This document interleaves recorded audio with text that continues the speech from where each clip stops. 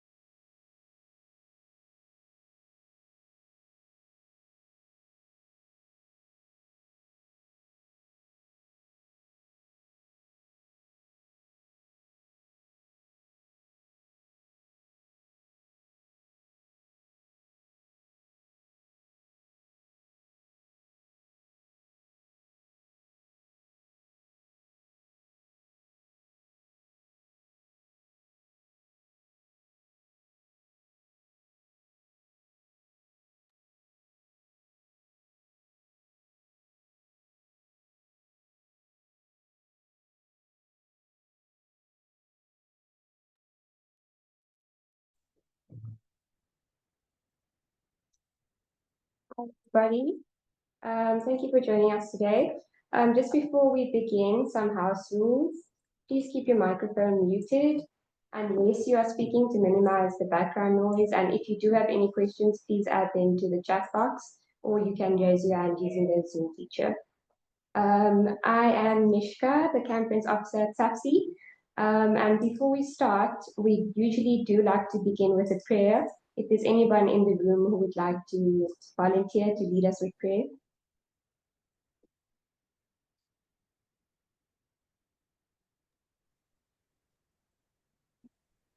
Thank you, Mishka. Let us pray. Heavenly Father, in the wonderful name of our Lord Jesus Christ. Lord, we thank you for the opportunity to gather as a team today here. We invite your presence in this meeting and ask for your blessing of creativity, innovation, and collaboration, Father, amongst us. Inspire us with the fresh ideas and solutions that will honor your wisdom and bring positive change. In Jesus' mighty name, we pray. Amen. Thank you so much, Masni. I'm going to hand over to Francesca to begin. Thanks, Francesca.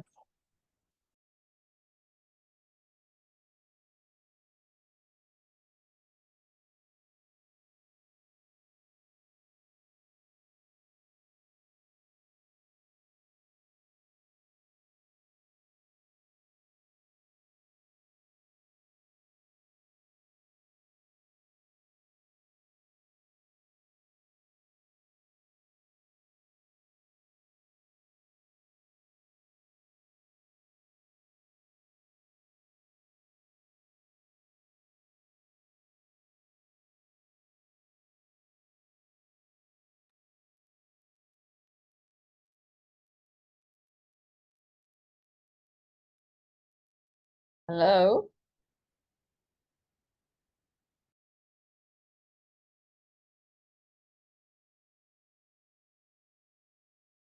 Apologies. Mute there, please. Hi, everyone. Apologies for that. We are in a collective room and trying to just use the right microphones. I'm hoping now you can hear me. My name is Francesca De Gasperis. I'm the Executive Director of SAFSI. I want to welcome you all early in 2025 for us to meet together. Thank you for coming. It's wonderful to see such a great turnout. And for us really to unpack and look at this really tricky issue of Eskom wanting to revise its tariffs again so that they can claw back the money that they need. However, they're not clawing back the money that they need from their own coffers because of their own mismanagement and their own errors. They're clawing back the money that they need from us, the consumers of electricity, and the huge impact that will have on us, our communities, on the individual households, and on the development pathway of South Africa. I mean, this is a fundamental issue of what are our rights in South Africa to affordable, accessible, safe, and clean energy. And the decision-making that government makes, as you've heard many times from SAFC, on where it gets its energy from, literally filters down. It's the trickle-down effect into our pockets. And as we know, Eskom was mismanaged and had a huge amount of corruption that impacted all of its power stations, from Koeberg here in the Western Cape to the coal stations in Mpumalanga and Limpopo. And it impacts all of our lives. So there's a huge issue here for us around what Eskom is doing and how it's doing it. And we as a collective come together to look at this issue, to understand it better, to unpack it, so that we can respond and inform and educate our own communities. And also, I want to really encourage all of you, please, to look at the opportunity that Eskom is giving us to make a submission of our own on behalf of our communities. Don't be intimidated by their language and acronyms and the complexity of how they talk about energy. We are talking about our access to electricity and whether it's affordable. And it can be that simple. And so I want to really encourage everyone to engage and not feel intimidated by the issue. And also today, we are very, very fortunate to have with us Kim Krishner.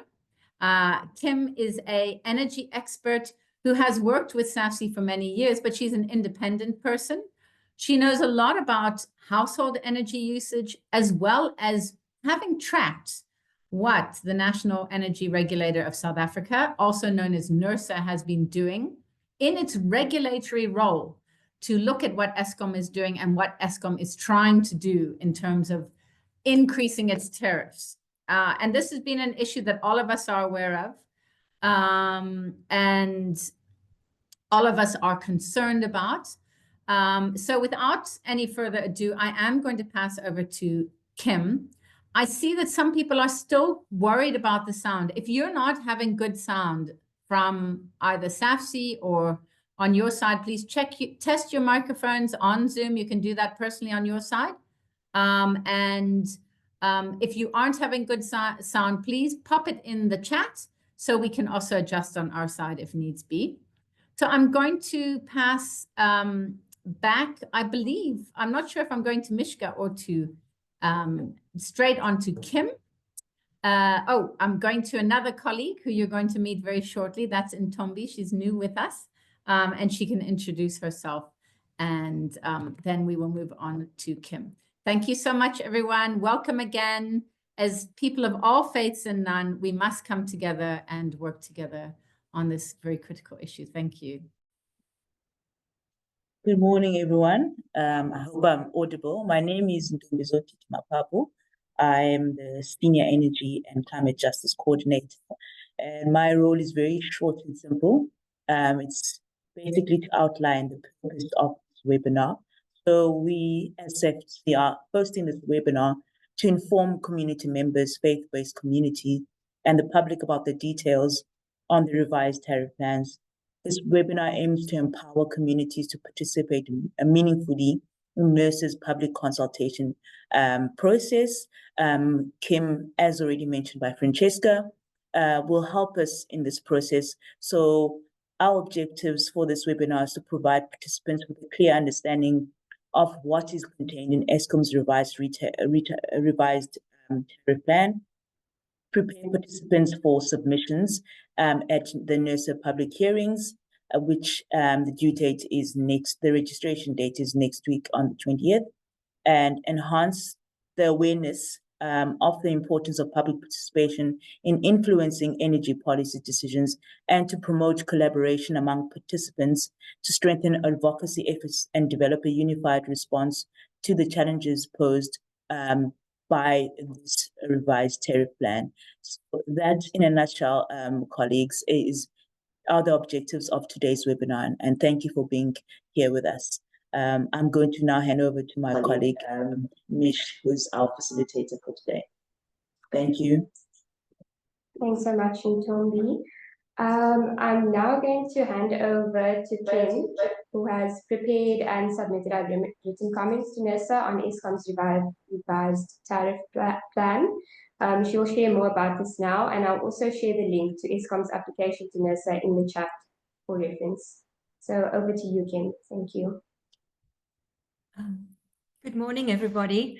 I feel sometimes a bit like a bad penny. I keep popping up when there are issues with electricity prices and Eskom reorganizing their policies and their tariffs, which hasn't in the past resulted in cheaper electricity for us. So I have presented, I have prepared a PowerPoint, sorry, which I will go through. There, in the good tradition of Eskom and actually NERSA as well, it's a hugely technical document. I don't understand all the aspects of it, but the principles are quite clear, and the principles that Eskom, which is essentially a state-owned energy utility, is not in step with the national development goals, which require that all citizens in South Africa have access to affordable electricity. That should also include clean and reliable. So it's awesome that we haven't had load shedding for quite a while now. That is really good news. The problem is that many of us can't afford electricity, even though it is now available. Thank you, Mishka. I'll go straight into the PowerPoint. It's quite technical. I really apologize for all the text, but I think it actually helps to mirror what I'm saying. So Eskom has produced what they call a retail tariff plan, and that essentially is their plan to restructure the way they charge for electricity. And this affects everybody. It affects big business. It affects everybody, some positively, some negatively.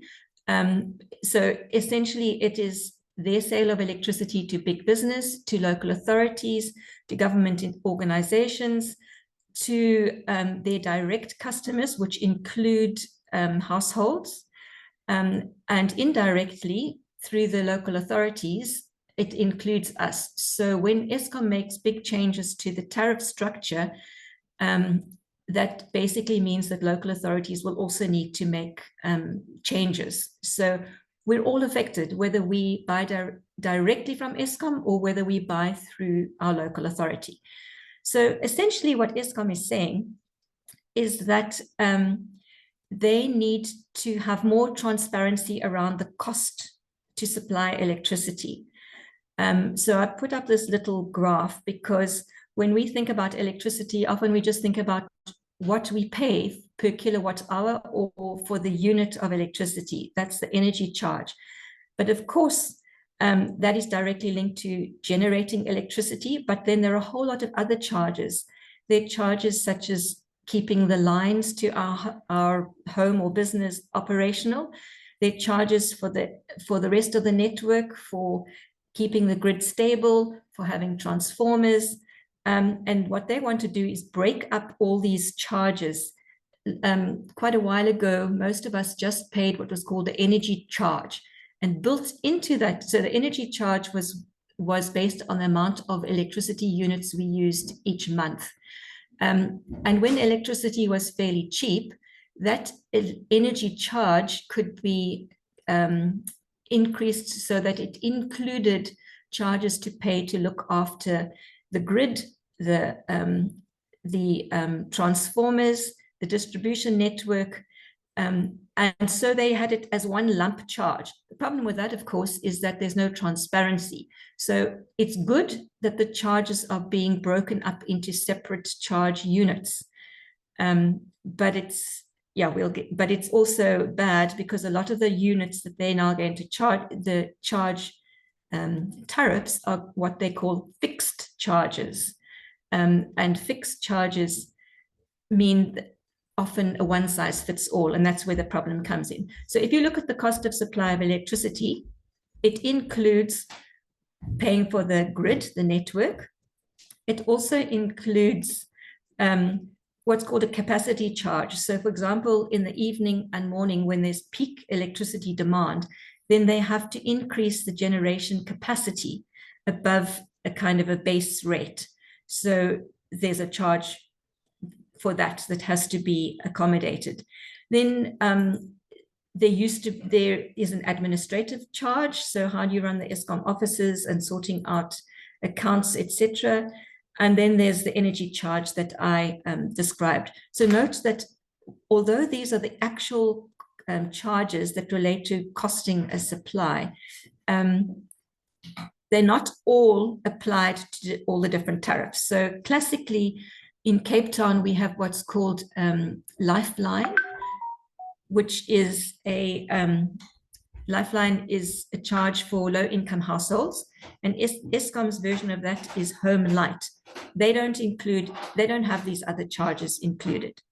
Can we go to the next slide? Right, so why do they want more charges? I've covered quite a lot of this already. Historically, the cost was based on one charge called the energy charge, but as customers use less units of electricity, so Eskom is looking to make up the revenue that they lose from the unit charge, from the energy charge, by introducing all these other fixed costs that I've already explained. But the problem with the fixed cost is that they're what is often called an availability fee. Whether you choose to use it fully or not, it's a one-size charge, which is expensive. Can be very expensive if you're a low energy user. Okay, the next one. The next slide. So just very quickly, why are we buying less units of electricity? For years, we've been asked to be energy efficient. And in fact, this should be part of a just energy transition, because apart from being concerned about emissions from classic old Eskom coal-fired power stations, even the alternative energy like wind and solar uses a lot of resources. So efficient energy is actually sustainable energy. And then it should also result in saving money for us. Then we have customers installing their own solar generation, and so therefore buying less Eskom energy. And this should be seen as moving South Africa to clean energy generation.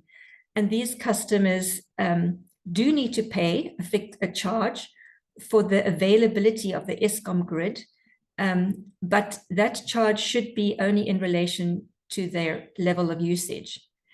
And then we've got, sadly, an increasing number of Eskom customers in South Africa who cannot afford to pay for Eskom electricity.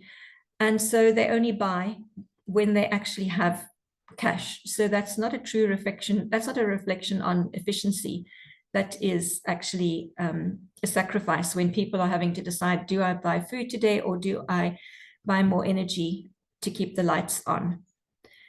So then there's another cost that is going to increasingly come into our cost of electricity, and it won't be reflected in the tariffs for the lower income households, but it is a behavioral issue that we need to all be involved in and consider. So time of use electricity is basically how do you map the amount of electricity that you're generating with the times when people are going to use electricity. So as we shift to wind, which is not as variable as solar, obviously solar, we only have electricity in the day, it means that then the generation cost for solar is very low. However, what do you do at night? So there will be a charge coming in to increase the amount that you pay for the energy at the evening and the morning peaks. And so we need to start thinking of moving our behavior away from morning and evening peaks as much as possible. I'm not saying don't cook in the evening, but I'm saying if you don't have to maybe put the washing machine on in the evening, put it on after the peak or on weekends when there's a lower demand, because that saves electricity and should save us money as well. Next slide, please. Okay, so Eskom's second main reason for its retail tariff plan is that it says the whole energy market is changing, and we know that as there's a shift from coal-fired power generation. So we have new and also private energy generators, the wind farms and the solar farms. And the reason why Eskom isn't investing directly itself in wind and solar is because it's essentially cannot get a credit rating because it has such huge debt. So Eskom needs to develop a relationship with the private sector, which has already started. We've had, for quite a number of years, we've had rounds of the Renewable Energy Independent Power Producer Program. But now, as we shift more and more, Eskom has unbundled itself into a generation unit, a transmission unit, and a distribution unit. And each one of those is a business unit, and they are going to have their own costs. So transmission, for example, will choose where it buys its generation in the future. And so the tariffs have to be reorganized and essentially unbundled to make that logical and transparent. And then there are different costs associated with if you're buying wind or solar or fossil fuel. So, and then there's also the whole issue of how do you deal with private generation and what services can you offer private generation? So there are services such as wheeling. Wheeling is when a private generator uses the grid to send electricity to another private, to a private consumer. And then there's the peak time use that I spoke about. How do we deal with that? Probably by increasing battery storage, which also has a cost. So the legitimate reason for unbundling the costs is to be more transparent and to adapt to the new energy market. Next slide. I just want to give you these comments, which SAPSI largely supports from Groundwork. They were written by David Hallows, who works for Groundwork. And the reason why I'm sharing these is that there are a lot of organizations and individuals who are extremely concerned about how this tariff retail plan is being reorganized. And the bottom line is that Eskom cannot produce electricity at a cost that people can afford. And although it has a cost-reflective pricing policy, which means it wants to get revenue for the service it provides, this is actually not feasible. Because they have become so expensive, and they've become expensive for a number of reasons, which many of us know. The debt burden because of corruption and mismanagement, the very slow renewable energy process where a whole lot of projects were not implemented because of the coal lobby that was concerned about moving to renewables too fast. Interestingly, in their costing, they don't consider the cost to the environment nor to people's health from mining and burning coal. And you probably all know that in quite a few of our coal-fired power stations, their emissions are illegal, but they manage to keep getting waivers to carry on polluting instead of putting in scrubbers to remove the pollutants, all the nitrous oxide, sulfur dioxide, all the other nasties that are bad for people's health. yeah, so it's interesting how they're so concerned about making sure that they get a return for their service in absolute rands, but they're not concerned about health or the environment. So one of the problems, as David Holloway says, with fixed costs is that very high line costs, that the infrastructure or network costs, and reduced energy charges are calculated to advantage very big users of electricity. And they're a disadvantage to poorer households or to households who use less energy because they're conserving it. And also then to households who install grid-tied renewables. And this is the opposite of what we want. We want to encourage a level of independence. So the big question is not how to fund Eskom, but how to fund an energy system that serves everyone. So both Groundwork and SAFSI are calling for a fully participatory natural review of how national and local power systems should be funded. We keep getting applications from NERSA for tariff increases, for new policies, and we keep saying the same thing, that we can't afford Eskom electricity. We need a complete review of Eskom, its role, and how to fund it. And we keep getting ignored. It's very frustrating. And we need an action plan to deal with this. Next slide.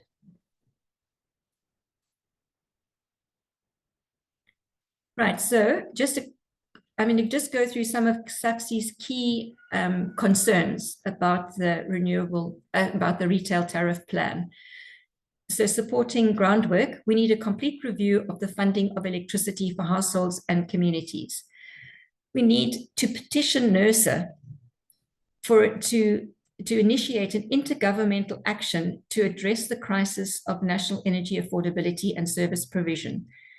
Eskom's so-called cost to serve tariff no longer serves the energy needs of many South Africans, and new tariffs, such as the ones they're proposing now with the with the retail tariff plan, they're not going to solve the issues of the fact that we can't afford Eskom electricity. So a new energy provision system is needed that includes Eskom, but also local authority and community energy systems. Then, to achieve this, NERSA needs to urgently petition the relevant government agencies to address energy poverty as well. We know that the current free basic energy program is completely inadequate, and it doesn't reach most of the households that actually qualify. So SAFSI has been calling of both the above actions, a complete review of energy accessibility and Eskom's role, and also a complete review of how to how to address energy poverty and make sure that we can provide all households with at least an affordable amount of basic energy, including some free energy. SAFSI's been calling for this for years. We need a new activist strategy. So the SAFSI community needs to discuss this and come up with a campaign that can open the deaf ears of government. It's a huge distraction to keep sending in submissions and asking for the same thing, and nothing changes. Next slide. Then I do need to say that it's not all about Eskom and local authorities. We need to educate ourselves about the cost of electricity services. We cannot have a just energy transition to affordable, reliable, clean electricity if there isn't a partnership with customers who understand how the way they use electricity can save resources and costs. And a quick, easy example is, again, if we're using all our appliances in the evening peak, that puts a massive burden on the system, and it will have a cost because we need additional generation and there's additional load on the network. And also then a level of our own generation, so our own energy generation, both at household level and community, can contribute to energy security. Also pooling resources, so a couple of households getting together, because yes, it is expensive to put in a solar system, but if we work together either as communities or clusters of households. And what about faith centers? Are there faith centers that generate some of their own electricity, and what can they teach us? So I believe we need a national campaign run by Eskom and local authorities that acknowledges customers as participants in the efficient use of electricity, but that also educates customers about the different costs of electricity and the different tariffs, so that customers can be actively engaged in behavior that supports the optimal use of electricity and also results in cost savings for themselves and for Eskom or the local authority. Next slide. Then one of the things that's really worrying and directly affects Eskom's customers who are low-income households, and just by the way, the most of the low-income households in the country are actually served by Eskom rather than by all the local authorities. So Cape Town is an example that I obviously know very well. Khayelitsha, which is a huge community of 1 million people, is served directly by Eskom, not by the city of Cape Town. So what Eskom wishes to do is to remove the inclining block tariff. I don't know how many of you are aware of the inclining block tariff. Depending on who gives you electricity, which local authority or Eskom, you may or may not have what's called this inclining block tariff in your system as your part of your electricity costing system. Eskom wants to remove it, and they argue that it's confusing to customers. I did read the Eskom survey of their customers, and it's one of the most unscientific surveys I have read. Essentially, it's been designed to get the answer that they want, is that they would like to remove the tariff, the inclining block tariff. So SAFC is adamant that this has to be retained until there's an effective energy poverty program. So just to explain, if for those who don't know what the inclining block tariff is, it's a tariff that charges households for electricity based on consumption steps. So there are a whole lot of steps, and as you move up through these steps using more and more electricity, then the actual unit cost that you pay for the electricity increases. So the cheapest unit cost for electricity is in the low consumption block. And then after that, you pay more per unit for electricity. So to give you an example, using Eskom, since we're talking about Eskom's tariff plan now, their lower income households are on what's called the home light tariff, and there are 2 tariffs in that block. The one is households that only have a 20 amp circuit breaker, which means they've got a load limiter, so they cannot use a lot of energy. They cannot put a kettle and a stove and a geyser on at the same time, because they don't get enough electricity at that time. They have to stagger that use. Okay, so those are essentially households that have few appliances, use very low electricity. So they pay for the first 350 units in a month, they would pay R2.90 per unit. That includes VAT. And then if they use more than 350 units a month, they pay R248 a month for the units. The next one is the 60 amp households, who clearly they have more appliances, they've got fridges running at the same time as kettles and stoves and whatever. So their cost per unit, up to 600 units a month, is R2.67.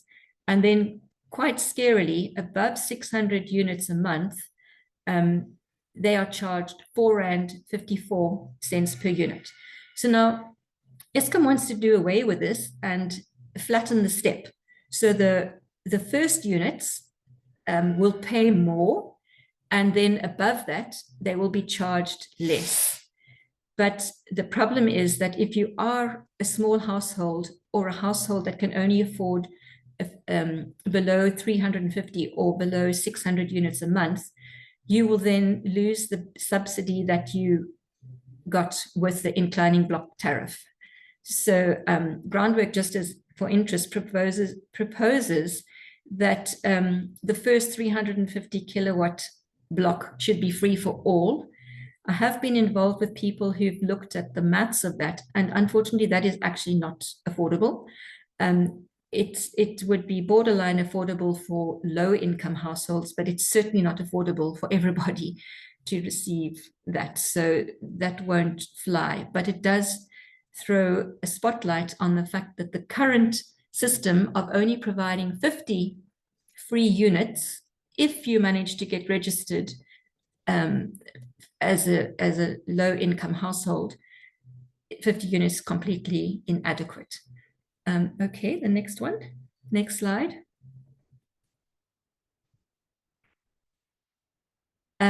So looking again at the fixed tariffs, the big concerns that we have is that the fixed tariffs are essentially based on, well, this is what it costs to put in the transmission lines with the substations, with the then step down to the distribution network to eventually get to your house. This is what it actually costs to put that in. So they take that money and then they divide it amongst all the customers.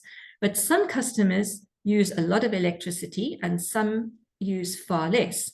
So we are extremely concerned that these fixed charges will not be based on levels of consumption. It is more difficult. It's very easy to have a meter that says you use so many units of electricity. It's much more difficult to judge how much electricity, so what your contribution to a fixed charge should be. But we've got so many clever people in this world and so many clever programs, it is quite possible to work out a relationship between how much energy you consume and therefore the demand that puts on the network. So our biggest concern is fixed charges that are a one size fits all, and that we really need to push against that.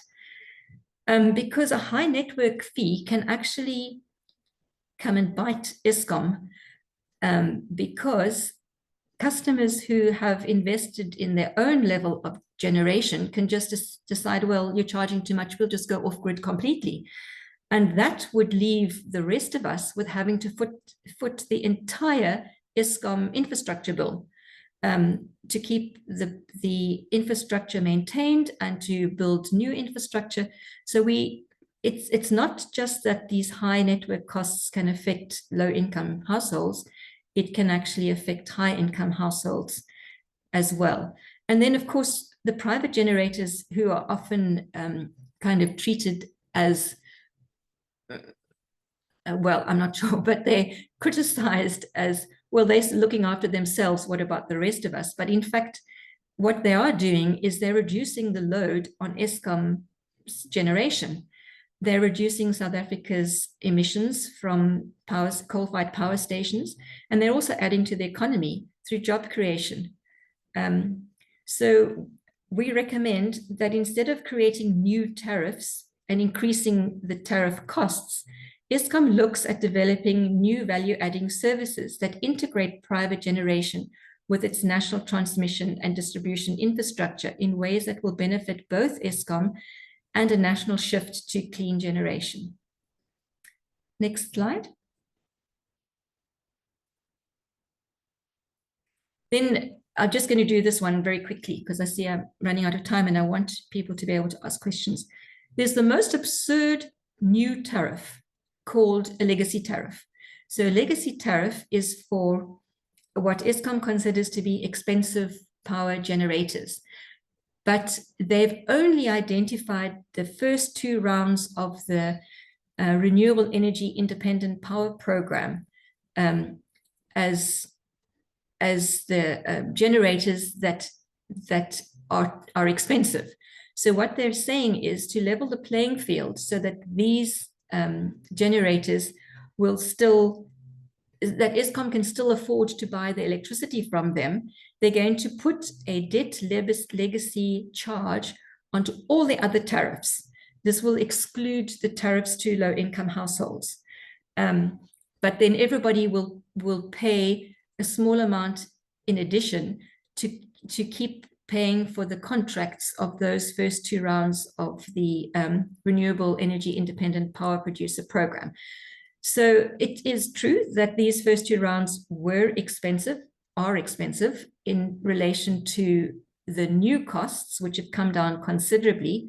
However, when you compare these costs to the costs that Medupi and Kusile have incurred with their massive delays, their cost overruns, all of which resulted in additional load shedding, and then, of course, the environmental costs of coal and nuclear. So we completely disregard this legacy tariff, which is, we completely oppose the legacy tariff, which is only limited to renewable energy, independent power production generation. Next slide. Okay, I think this is the last slide. And I'm sorry, I know it was really complicated, but I'm very happy to answer questions. So the question is not how to fund Eskom alone, but how to look at actually providing an energy system that will serve everyone. And again, as I've said, for years, SAFC has been very diligent in commenting on Eskom and the Department of Electricity tariff documents and all of NERSA's public participation programs around the MYPD tariff increases. Remember the one last year, 36% electricity increase? All these new policies with their public participation processes are a distraction from the fundamental situation that Eskom and government focus on selling electricity at a cost of supply that is unaffordable. Simply put, the reasons for high Eskom electricity are mismanagement and corruption, resulting in huge debt and costly load shedding. There's also a historical focus on providing for the private sector in the form of mining, in the mining industrial complex. Serving ordinary citizens has taken a back seat, yet we are required to pay unaffordable tariffs, which contradicts the national development agenda of affordable electricity for all. Thank you. I'm happy to answer questions.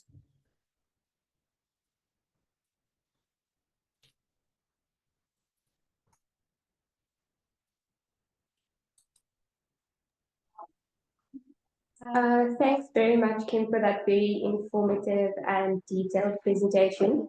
I'm going to open the floor now to any questions and comments for Kim. I do see that there are some comments in the chat around behavior changes. I think we have Ali Muto, I hope I'm pronouncing your name correctly, who mentioned the liquor stores and supermarkets and wholesalers switching off their chillers that hold wines and beers. So this is all around behavior changes. If you'd like to comment, please unmute yourself and raise your hand. Yes, good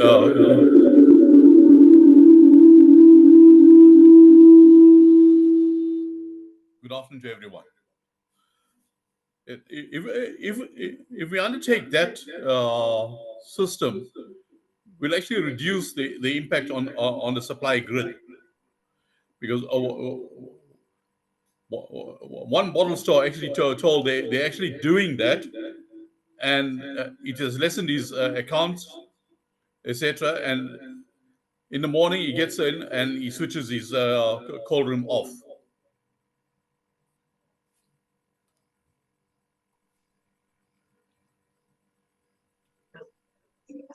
Thanks, Ali. So that's an excellent initiative. Thank you for speaking. I think there has been a request for everyone to, if we could please take a moment for everyone to please turn on your cameras. We'd like to take a picture before we carry on with the discussions. Just a few seconds. So please do turn on your cameras. So good to see you all. Hi, everyone.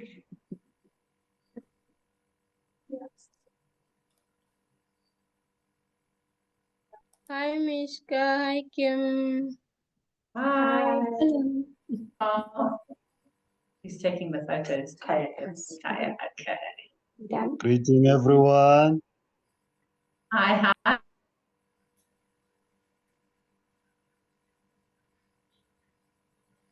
So unmute. Hi, everyone. Hello. Hi, everyone. Take pictures Hi of your everyone. Hello, everyone. Hi everyone. Thank you. Hello. Thanks, everyone. Hello, everyone. Hello. Picture. So if you do want to switch Great off to your see camera. everyone. too. Hi everyone, great to see you all. I'm going to suspend participants activities. Hello, everybody. I don't know. Hello, everyone. Thank you. Thanks, everybody. I think we can carry on with the questions. So, Working in.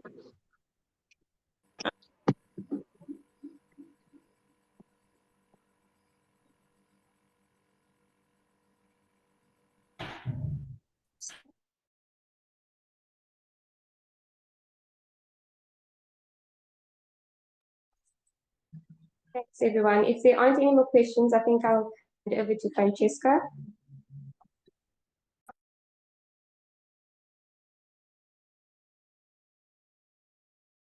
Hi, everyone. Sorry, there's a bit of an echo.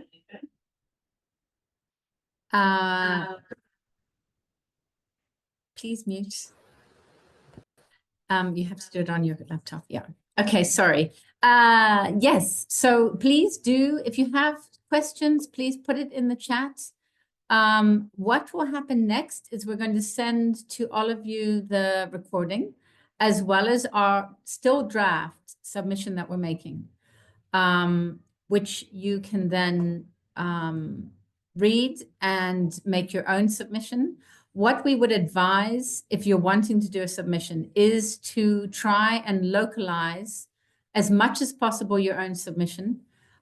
This gives you a powerful tool for your own advocacy. It also will enable you to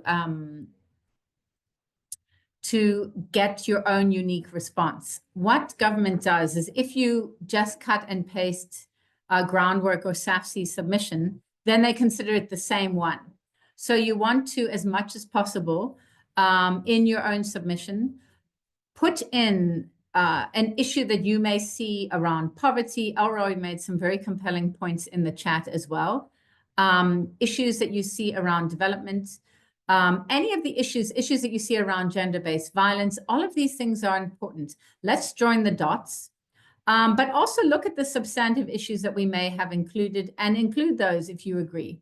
Your other option is you can also choose to endorse SAFC's submission, and you can email back to us the information about that. Eddie, I see your comment. You're asking for a template. We will send that to you by email. Everyone who registered for this webinar today, we will send you a template. We will send you our draft submission, and we will send you the recording. And then just to note the important deadlines, it's this Friday, I believe, that you must send your submission in by, the written, and we will give you all the details, who to send it to. It is by email. So it's pretty straightforward. It's easy to do. So we want to really encourage you all, please, to do so as much as possible and to share this with your communities. Let more people do submissions. The more people who do submissions, the better. This builds a response to Eskom that it cannot ignore. So that's very important for us in terms of our work together as a collective, to really have that strong response to Eskom. And you can also do things like say, we want to reform. This doesn't work for us. You're not looking at the development plans for 2030 and so on. These are important aspects of what you might want to say as well. And then there's also the oral hearings, which are happening. What is the date for the oral hearings? Next week. next week, Friday, and you have to register for an oral hearing by next week, Monday. Here, it's up on your screen so we can all see. So this is for the public hearing where you would be given a slot and you can speak for a few minutes on your own concerns and so on. If you would like to do that, Ntombi and Mishka are going to be organizing that. So you can also contact us directly if you want to do sort of some preparation together. We can meet as a smaller group to talk about our oral submissions. What SAFC generally does, and next week it will be Mishka, who's going to be speaking on behalf of us. So we will take the information that Kim has shared with us today, and we will probably edit that down to be a little bit more technical because we want NERSA to take our submission very seriously. You can do the same if you want. You can also do your own PowerPoint, or you can just speak from your heart and speak from your local community's lived experience. That is also equally extremely valuable for NERSA to hear. And I want to encourage you to consider making submissions or doing an oral representation of your community, because when NERSA see different faith leaders, different people of faith, different community members stand up and speak from their place, it's very powerful. So I really want to encourage you guys to think about that. I mean, there's a lot of leadership in the room who, quite frankly, don't need me to encourage you. You probably just haven't had a chance yet to look at this, but we want to give you all the information that we have. And please look at your community leaders. Think about who might represent you well. Let's tell Eskom this is not on. And I think that's the bottom line. We can see that currently, without public pressure and without us executing our democratic rights to be heard during public participation, this kind of thing will be railroaded through again. We know that NERSA has not had teeth for some time. I mean, the one time NERSA stood up to Eskom, it got taken to court by Eskom. So we need to try and support NERSA, give it the information that it needs from communities to say, Eskom, you need to do better. So I think that's all I wanted to say on this end of the presentation. I want to really thank you all for coming. It's really heartening. I think we were up to about 69 people today, this morning, who've made time to come and be part of this. Yes, we will be in touch. I hear some of you have struggled with the network. We're sorry about that. We were also having problems on our side at one point, but the recording will be clear, so we can share that with you later. So thank you all very much. Thank you to my colleagues who really pulled this out of the hat, straight out of the new year. So thank you so much for all the hard work on SAFC's side, and to everyone for being with us. I'm just going to hand back to Mishka to close the session. Thank you all. Thanks, Francesca. Thanks, Francesca, and for everyone for joining us today. Ntombi and I have added our emails in the chat. So if you do need assistance with anything else, please feel free to email us. And yes, thanks for joining, and a special thanks for Kim for presenting all of that very informative information. So thanks, everyone. Thank you, Mishka. Thank you, Francesca. Thank you, everyone. Thank you, everyone.